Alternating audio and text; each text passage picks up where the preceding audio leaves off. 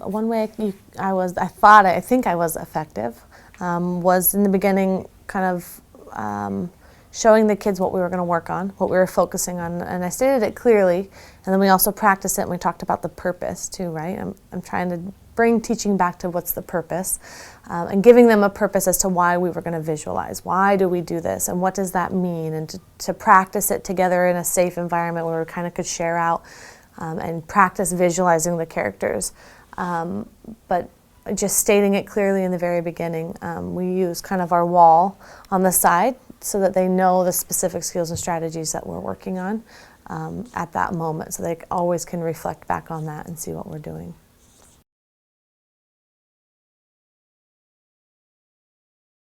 I think giving them, layering it in the sense that I allowed them to do it together with me, where I modeled it, we did it together, I showed them my model, we did that together, and then having them practice then on their own, giving them a chance to be creative with it too, being able to use art to visualize and show their visualization. And I think that was effective too, because the kids, it's interesting, although they're doing the same scenario, they're visualizing totally different things. And it's kind of an insight for me into what they're thinking and what they're seeing, and if they're understanding what that scene was about and what was happening.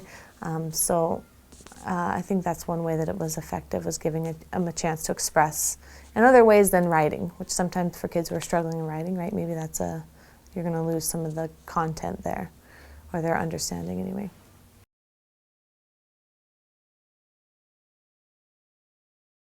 It's good to be prepared always, right? Your lessons, I think as you become a teacher, you realize that if you're not prepared, it's just the harder they are.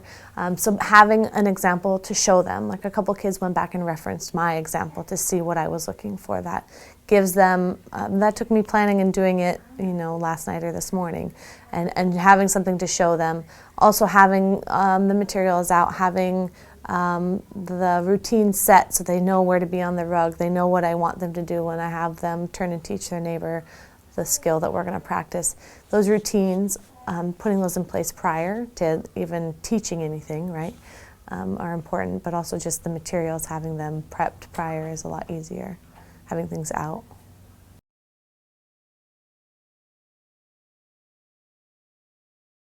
So my class, I think I said prior, we really stick to our routines, and that helps the kids be successful. They know when I say meet me on the rug, there's a place to sit. It's not arguing about where am I going to be, who am I sitting by, and they're strategically placed, right? And so that helps, having those routines about turning and talking, about getting their attention back. All those routines allow it to just move smoothly, and it gives the kids a setup for success, because I'm not having to. They know exactly what I want, when I want it, and how I want it, and then there's no room to kind of misbehave in that sense. The kids are also engaged, and when kids are engaged, your behavior issues are often not there, right? You don't often see them because they're so into what they're doing, they don't even think about being naughty.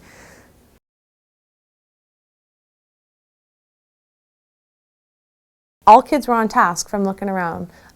If they were talking, it was a lot of like, look what I drew, this is what I saw. And that to me is okay. Like they're wanting to share, this is what I saw in it, and this is in that scene, and it's different from yours, and realizing that our visualizations are different is okay. So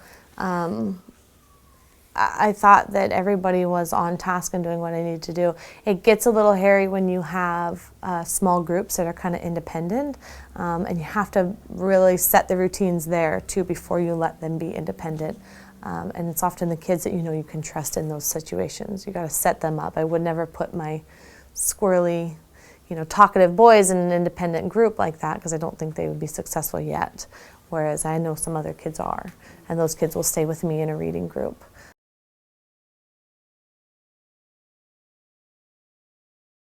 Well, just at the end, asking them, like, why are we doing this, right? And them being able to see, like, oh, this helps us understand what we're reading, which is the overarching literature standard, right? That they'll understand literature in 5th grade, at a 5th grade level. So them just to see that this helps us to understand what we're reading.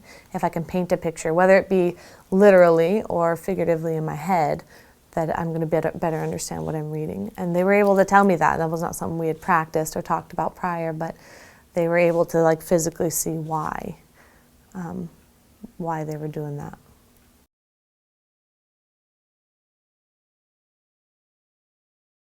I think if I were to do it again, I would maybe even allow some kids to choose their own scene that they wanted to visualize. I kind of structured it in the sense that I wanted them to choose one of 4. But I think in the sense if I were to look back, maybe they could choose their own scene from what they had read, a scene that maybe stood out to them. And that would have been interesting to see, like, what part was important to you and you and you, because they're all going to be different, right? So maybe letting them choose their own, that might be a good way to alter it next time.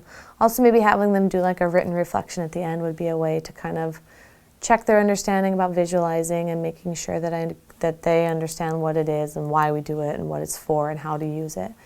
That could be like an exit slip, possibly.